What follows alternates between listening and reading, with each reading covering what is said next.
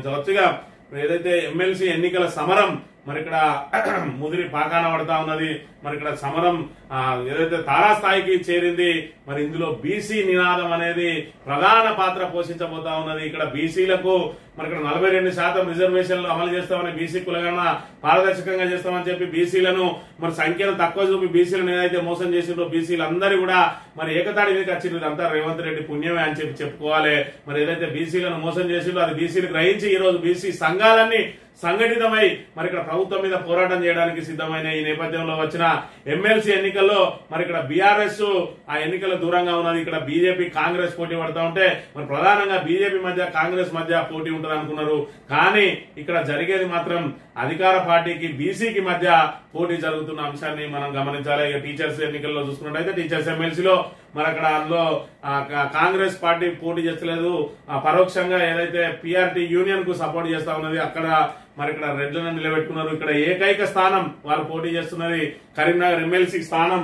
మరి ఆ కరీంనగర్ ఎమ్మెల్సీ స్థానం మరి ఇక్కడ బీసీ రిజర్వేషన్ల అమలవుతున్న వేళ మరి ఇక్కడ వాళ్ళకేమన్నా బీసీలకు అవకాశం కల్పించిందా అనంటే ఆల్ఫోర్స్ నరేందర్ రెడ్డిని తీసుకొచ్చి మన మీద రుద్దే ప్రయత్నం చేస్తా ఉన్నాడు. మరి బీసీల మీద ఎనలేని ప్రేమ కురిపిస్తున్న మరి రేవంత్ రెడ్డి ఈ రోజు ఒక బీసీని ఎందుకు మరి ఇక్కడ ఎమ్మెల్సీగా నిలబెట్టలేకపోయిండు ఫస్ట్ సమాధానం చెప్పాలి. ఇక చూసుకున్నట్టయితే ఆల్ఫోర్స్ నరేందర్ రెడ్డి అదేవిధంగా బీజేపీ నుంచి అంజిరెడ్డి మధ్యనే ప్రధాన పోటీ ఉంటది. బీఆర్ఎస్ పక్కకు జరిగింది అనుకుంటే అనూహ్యంగా ఎన్నికలు దగ్గర పడుతున్న వేళ బీసీ నినాదం ఊపందుకున్నది.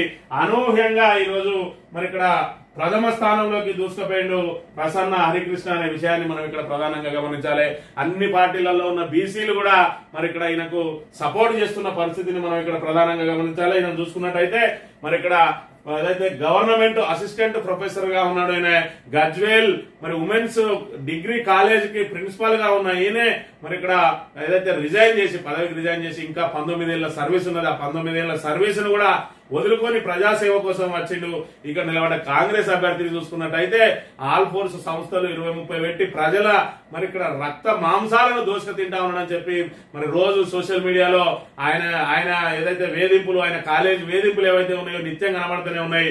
దాంతో మరి ఇక్కడ ఏదైతే మొదటి స్థానంలో ఉంటాడు అనుకున్న నరేందర్ రెడ్డి మరి అక్కడ ఆయనకు డిపాజిట్ కూడా దక్కే పరిస్థితి లేదు. ఒకవైపు ఆయన సొంతంగా ఏదైతే ఆల్ఫోర్స్ కాలేజ్ పెట్టి ఏ విధంగా అయితే హింసించిండో అవన్నిటి కూడా రివేంజ్ తీసుకోవడానికి ఆయన స్టూడెంట్స్ తో పాటు ఆ స్టూడెంట్స్ తల్లిదండ్రులు కూడా సిద్ధంగా ఉన్నారు. మరోవైపు కాంగ్రెస్ పార్టీ ఏ విధంగా అయితే గ్రాఫ్ పడిపోయిందో ఆ గ్రాఫ్ పడిపోయిన తరుణంలో వస్తున్న మొదటి ఎలక్షన్లలో మరి ఇక్కడ నరేందర్ రెడ్డి బలి కాబోతా ఉన్నాడు. ఇకపోతే మరి దీని స్థానంలో సెకండ్ స్థానంలో బీఆర్ఎస్ లేదు కాబట్టి బీజేపీ వస్తుందని చెప్పి మరి మొదట్లో అనుకున్నా కూడా అనూహ్యంగా తెర మీదకి వచ్చిండు ఇక్కడ ప్రసన్న హరికృష్ణ. మరి ఇక్కడ బీసీ నినాదం ఏదైతే ఉన్నదో బీసీలందరూ కూడా అక్కడ బీసీ సంఘాలన్నీ కూడా ఐక్యంగా మరి సపోర్ట్ చేస్తున్న పరిస్థితి ప్రసన్న హరికృష్ణకు అనూహ్యంగా ఇప్పుడు మొదటి స్థానంలో దూసుకుపోతా ఉన్నాడు. మరి ఇక్కడ బీసీ ఈయన కలిసి వచ్చే అంశం ఏంటంటే మరి ఇక్కడ ఈయనకు కాంగ్రెస్ పార్టీకి సంబంధించిన బీసీలు కూడా ఆయన కోటేస్తా ఉన్నారు. ఒకవేళ కరడు కట్టిన కాంగ్రెస్ కార్యకర్తలు ఉన్నా కూడా ఆ కరడు కట్టిన కాంగ్రెస్ కార్యకర్తలు మరి అక్కడ ఆల్ఫోర్స్ నరేందర్ రెడ్డికి మొదటి ప్రాధాన్యత ఓటేసుకుని మరి ఇక్కడ ఎమ్మెల్సీలో ఓట్ షేరింగ్ అనే అవకాశం ఉన్నది. కాబట్టి ఒక బీసీగా బీసీ బిడ్డగా కాంగ్రెస్ లో ఉన్న వాళ్ళు, బీజేపీలో ఉన్న వాళ్ళు, బీఆర్ఎస్ లో ఉన్న వాళ్ళందరూ కూడా ఈయనకు ద్వితీయ ప్రాధాన్యత ఓటేసే అవకాశం ఉన్నది. ఎక్కడ కూడా ఇప్పుడు జరిగే ఎన్నికల్లో మొదటి ప్రాధాన్యత ఓటుతోటి మరి ఇక్కడ నిర్ణయం అయ్యే అవకాశం ఉన్నాయి. కాబట్టి నిర్ణయాత్మకమైన శక్తి 2, 3 మరి ఇక్కడ దానికి ఉంటది. కానీ 2 మరి ప్రాధాన్యత ఓటుతోటే ఆ ప్రసన్న హరికృష్ణ బయట పడబోతా ఉన్నాడు అని చెప్పి ఇక్కడ విశ్లేషకులు చెప్తున్న పరిస్థితి. ఎందుకంటే ప్రతి పార్టీలో ఉన్న బీసీ కూడా మరి ఖచ్చితంగా ఇక్కడ ఈయనకు సపోర్ట్ చేస్తా ఉన్నారు. ఒకవైపు బీసీ నినాదం ఓరెత్తింది. మరి ఇక్కడ దాంతో మరి ఇక్కడ బీసీగా నిలబడి అనూహ్యంగా ఆయన ఏదైతే ఆయన పదవికి రాజీనామా చేసి ప్రజాసేవ కోసం మరి నిస్వార్థ పనుడు. మరి ఇక్కడ ఆయన ఏదో పెద్ద కోట్లు సంపాదించుకున్న వ్యక్తి కాదు, సామాన్య వ్యక్తి. మరి గ్రాడ్యుయేట్లు అందరూ కూడా ఏదైతే ప్రభుత్వం తమను మోసం చేసిందో మొదటి సంవత్సరమే 2 లక్షల ఉద్యోగాలు ఇస్తా అని చెప్పి వాళ్ళందరూ కూడా రగిలిపోతా ఉన్నారు. కాంగ్రెస్ కు ఎప్పుడు అవకాశం వస్తే అప్పుడు బుద్ధి చెప్పాలని కూడా మరి ఉన్న ప్రయత్నంలో భాగంగా ఈ రోజు వాళ్ళకు అనూహ్యమైన అవకాశం వచ్చింది. ఇక్కడ ఆల్ఫోర్స్ నరేందర్ రెడ్డిని చిత్తుగా ఓడించి ఈ రోజు తమ ఏదైతే వ్యతిరేకతను తమకు మోసం చేసిన కాంగ్రెస్ మీద రివెంజ్ తీసుకోవడానికి సిద్ధపడతా ఉన్నారు. వాళ్ళంతా కూడా ఈ రోజు ప్రసన్న హరికృష్ణ వెంబడి ఉండడం మరి ఇక్కడ ప్రసన్న హరికృష్ణకు కలిసి వచ్చిన అంశంగా మనం ఇక్కడ భావించవచ్చు. దాంతో పాటు మరి కరడు కట్టిన బీజేపీ వాళ్ళు కూడా మరి ఇక్కడ ఓటు షేరింగ్ లో నెంబర్ 2 మరి ప్రసన్న హరికృష్ణకే వేయడానికి మొగ్గు చూపుతా ఉన్నారు. వాళ్ళు ఎట్టి పరిస్థితుల్లో కూడా కాంగ్రెస్ కాంగ్రెస్ కు వేయరు, బీఆర్ఎస్ లేదు కాబట్టి మరి అంజిరెడ్డికి పడే ఓట్లో కూడా రెండో ప్రాధాన్యత ఓటు హరికృష్ణకి, అదేవిధంగా నరేందర్ రెడ్డికి పడే ఓట్లలో రెండో ప్రాధాన్యత ఓటు హరికృష్ణకి, అదేవిధంగా సర్దార్ రవీందర్ సింగ్ కు పడే ఓట్లో కూడా రెండో ప్రాధాన్యత ఓటు. ఎక్కడ చూసుకున్నా కూడా హరికృష్ణకు మరి ఇక్కడ నేరుగా వేయాలనుకున్న వారు మొదటి ప్రాధాన్యత ఓటుతో పాటు మరి మిగతా అభ్యర్థులకు వేసిన వాళ్ళందరూ కూడా రెండో ప్రాధాన్యత ఓటు హరికృష్ణకే వేయబోతున్నారనే సంకేతాలు వెలువడ్డ నేపథ్యంలో మరి ఇక్కడ గెలుపు లాంఛనమే అయింది ప్రసన్న హరికృష్ణ అనే విషయాన్ని మనం ఇక్కడ గమనించాలి. మరి దీనికి అంతటికి కూడా ప్రధాన కారణం ఈ రోజు బీసీలలో వచ్చిన చైతన్యమే. మరి ఇక్కడ బీసీలను ఏ విధంగా మోసం చేస్తా ఉన్నది కాంగ్రెస్ పార్టీ అనే విషయాన్ని ఒకసారి గమనించినట్టయితే మనం మరి ఇక్కడ బీసీలకు ఏదైతే మేము సీట్లను ఇస్తాం, ఇది స్థానిక సంస్థలలో 42% ఇస్తాం, మీరు ఇవ్వడానికి సిద్ధంగా ఉన్నారా అని చెప్పి సవాల్ చేసిండు రేవంత్ రెడ్డి. మాకెందుకే స్థానిక సంస్థలలో మీరిచ్చే సీట్లు, మాకు చట్టసభలలో సీట్లు కావాలి, మేము 56% ఉన్నాం, 56% మాకు ఒరిజినల్ గా ఎన్ని సీట్లు రావాలి, మాకు 66 సీట్లు మాకు కేటాయించాలి బీసీలకు. మరి ఇక్కడ చట్టసభలలో ఏదైతే ఎమ్మెల్యే ఎలక్షన్లలో మాకు 66 సీట్లు రావాలి. కానీ ఎవరున్నారు ఇప్పుడు? మరి ఇక్కడ 43 మంది రెడ్లున్నారు వివిధ పార్టీలలో, అన్ని పార్టీల్లో కలిపి 40, బీఆర్ఎస్, బీజేపీ, కాంగ్రెస్ లో కలిపి 43 మంది రెడ్లుంటే మరి ఇక్కడ చూసుకున్నట్టయితే 12 మంది మరి ఇక్కడ కమ్మ రావులు ఉన్నారు, మరి ఇక్కడ ఒక బ్రాహ్మణ్ ఉన్నాడు. మరి ఇక్కడ ఎస్సీలకు రావాల్సిన వాటా 19 వాళ్ళకి వచ్చినాయి, ఎస్టీలకు రావాల్సిన వాటా 12 వాళ్ళకి వచ్చినాయి. మరి ఇక్కడ ముస్లింలు మరి ఎంఐఎం పార్టీని పెట్టుకుని హైదరాబాద్ గుత్తాధిపత్యంగా ఏదైతే వెళ్తా ఉన్నారో వాళ్ళ 7 వాళ్ళకు పక్కా 7 సీట్లు వాళ్ళకు వస్తా ఉన్నాయి. ఇక మిగిలిన బీసీలకు ఏముందంటే మరి ఇక్కడ 20 నుంచి 23 సీట్ల మధ్య మాత్రమే ఈ రోజు అన్ని పార్టీలు కలిపి బీసీలు గెలిచింది. ఎన్ని గెలవాల్సి ఉండే? మరి ఇక్కడ 66 బీసీలకు 66 సీట్లు రావాల్సి ఉండే. మరి ఇక్కడ చూసుకున్నట్టయితే ఎన్ని ఇచ్చిండు మీరు? మరి ఇక్కడ మనకు ఎన్ని ఉన్నాయంటే 20 నుంచి 23 మంది మాత్రమే ఈ రోజు చట్టసభలలో ఉన్నారు. మరి ఇదే మన శాతానికి తగ్గట్టుగా మనకు 56% చట్టబద్ధత కల్పించాలి బీసీలకు కూడా. మరి ఇక్కడ చట్టసభలో రిజర్వేషన్లు కల్పించినట్టయితే ఈ రోజు మన బీసీలు అందరం కూడా ఉన్నత స్థానంలో ఉండే వాళ్ళం, అదేవిధంగా బీసీల కోసం ఆలోచన జరిగేది. కాబట్టి మరి ఇప్పుడైనా అవకాశం వచ్చినప్పుడు మేము బీసీకి వేసుకోవాలని చెప్పి అందరూ కూడా ప్రసన్న హరికృష్ణ వైపు మొగ్గుతా ఉన్నారు. కాంగ్రెస్ అన్ని ముసలి కన్నీరే. మరి నిజంగానే బీసీల మీద కనుక రేవంత్ రెడ్డికి కనుక ప్రేమ ఉన్నట్టయి ఉంటే 6 బెర్తులు ఖాళీగా ఉన్నాయి. మరి ఇక్కడ 18 సీట్లలో మా 56% మాకెన్ని రావాలి? మరి కనీసం 9 సీట్లు, మాకు 9 మంత్రి పదవులు రావాలి. మీరు ఇచ్చిన ఎన్ని? మరి ఇక్కడ కేవలం 2 అంటే 2 మంత్రి పదవులు ఇచ్చిండు. ఇంకా మా కోటా ప్రకారం 7 రావాలి. మరి ఇప్పుడు ఇంకా ఉన్న బెర్తులు 6 ఉన్నాయి. మరి 6కు 6 మాకు ఇచ్చినా కూడా ఇంకా ఒకటి లోటే ఉంటది. అయినప్పటికీ కూడా అందులో ఒకటే బీసీ పేరు వస్తా ఉంది. ఏదో ముదిరాజు వాళ్ళకు ఒక సీటు కేటాయించాలి, మరి ఆ మంత్రివర్గంలో ఒక బెర్త్ కేటాయించాలి, మిగతా 5 మరి ఒకటి ఎస్సీకి ఇచ్చి మిగతా 4 కూడా రెడ్డిలకే పంచాలని చెప్పి ప్రయత్నం చేస్తా ఉన్నారు. ఇప్పటికే మరి ఇక్కడ రేవంత్ రెడ్డి ఉన్నాడు, అదేవిధంగా మరి ఇక్కడ పొంగులేటి శ్రీనివాస రెడ్డి ఉన్నాడు, మరి అదేవిధంగా కోమటిరెడ్డి వెంకట రెడ్డి ఉన్నాడు, అదేవిధంగా ఉత్తమ్ కుమార్ రెడ్డి ఉన్నాడు.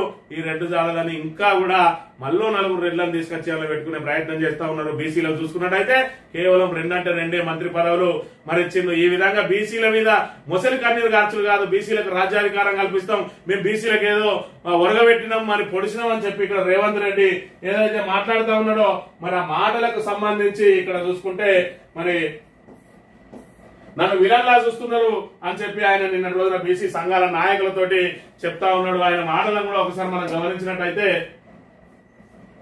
ఇంత కష్టపడి చేసిన రేవంత్ రెడ్డిని విలన్ చేస్తే వద్దన్నటువంటి ఎంత వద్దన్నాడు వాడు విలని కావాలన్నోళ్ళు మీకోసం సంబంధించి మీరు కూడా విలన్ ఇది ఎక్క ముందర అంటే మీరు చెప్పుకున్నారు. ఎదవల్ని ఎదవ అంటే ఏ ఎదవ భరించలేదు సార్. ఎదవ అట్లున్నది పరిస్థితి. ఈయన మన బీసీలకు కులగణన చేసి మరి ఏం ఉరగబెట్టిండో ఇప్పటి వరకు మనకు ఉరగబెట్టింది ఏందో మరి ఈయన చెప్పాలి. ఇప్పటికే బీసీల సంఖ్యను 5%కి తగ్గించిండు. మరి ఇక్కడ బీసీ కులగణన మీద, బీసీ నినాదం మీద పెద్ద ఎత్తున చర్చ జరుగుతున్న వేళ మరి ఏకైకంగా పోటీ చేసిండు. మీరు 2 టీచర్స్ వల్ల పోటీ చేస్తలేరు, మరి ఒకటే నెల చేసిండ్రు. మరి అది మరి ఏదైతే ఆల్ఫోర్స్ నరేందర్ రెడ్డి పోటీ చేస్తా ఉన్నాడో కరీంనగర్, ఆదిలాబాద్, మెదక్, నిజామాబాద్ మరి ఇక్కడ ఎమ్మెల్సీ స్థానం ఉన్నదో దానిలో ఒక బీసీకి ఎందుకు ఇవ్వలేకపోయిండు?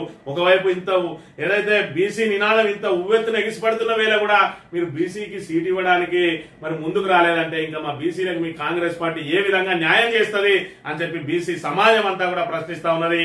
అందుకే మరి ఇక్కడ ఈ ఎన్నికలలో ఖచ్చితంగా కూడా మనం బీసీకే వేసుకోవాలి అని చెప్పి మరి ఇక్కడ వీళ్ళందరూ కూడా మరి ఇక్కడ ఏదైతే ప్రసన్న హరికృష్ణకు, అదే విధంగా మరి ఏదైతే టీచర్స్ స్థానం నుంచి మల్కా కుమరయ్యకి ఇచ్చింది బీజేపీ. మరి పార్టీ ఏదైనా మాకు సంబంధం లేదు, మాకు కావాల్సింది బీసీ వ్యక్తి అని ఇక్కడ మల్కా కుమరయ్య, అదే విధంగా పూల రవీందర్ మరి వీళ్ళకే ఓట్లేయాలని చెప్పి కూడా టీచర్లందరూ కూడా డిసైడ్ అయ్యారు. ఖచ్చితంగా బీసీలు ఈసారి కనుక ఎమ్మెల్సీలలో బీసీలను గెలిపించుకోకపోతే బీసీ నినాదమే మరుగున పడుతుంది. ఇక్కడ ఒక పెద్ద కుట్ర జరగబోతా ఉన్నది. ఖచ్చితంగా కూడా బీసీలను అనగదొక్కే ప్రయత్నం చేయబోతా ఉన్నది కాంగ్రెస్. ఏదైతే కులగణన ద్వారా బీసీలందరూ మరి ఏకమైనో కులగణనలో జరిగిన పొరపాట్ల మీద బీసీ సంఘాలన్నీ ఏదైతే ఐక్యత రాగం వినిపించినాయో ఆల్ఫోర్స్ నరేందర్ రెడ్డిని ఏ విధంగానైనా గెలిపించుకొని మళ్లీ రెడ్డి ఆధిపత్యం నిలబెట్టుకోవాలని రేవంత్ రెడ్డి ప్రయత్నం చేస్తా ఉన్నాడు. అందులో భాగంగా మరి ఇక్కడ మంత్రులందరూ కూడా ఇక్కడ పెద్ద ఎత్తున మరి ఇక్కడ ప్రచారం చేస్తా ఉన్నారు ఆల్ఫోర్స్ నరేందర్ రెడ్డికి. నిన్నటి రోజున మన శ్రీధర్ బాబు 2 రోజుల నుంచి మంత్రి నియోజకవర్గంలో తిరుగుతా ఉన్నాడు. మొన్నటికి మొన్న మరి ఇక్కడ గోదావరికల్లో సమావేశం ఏర్పాటు చేసి తర్వాత ఆదిలాబాద్ లో సీతక్క మరి ఇక్కడ విస్తృత ప్రచారం చేస్తా ఉన్నారు. కానీ గ్రాడ్యుయేట్ల నుంచి మాత్రం ఎలాంటి స్పందన లభించడం లేదు. నిన్న సెంటినరీ కాలనీలో సమావేశం ఏర్పాటు చేస్తే అసలు గ్రాడ్యుయేట్లు కాదు, ఓన్లీ కాంగ్రెస్ కార్యకర్తలు కూడా పూర్తి స్థాయిలో రాలేదు. దానితో తీవ్రంగా మరి అసహనం వ్యక్తం చేసిండు మంత్రి కాంగ్రెస్ శ్రేణుల మీద అని చెప్పి తెలిసింది.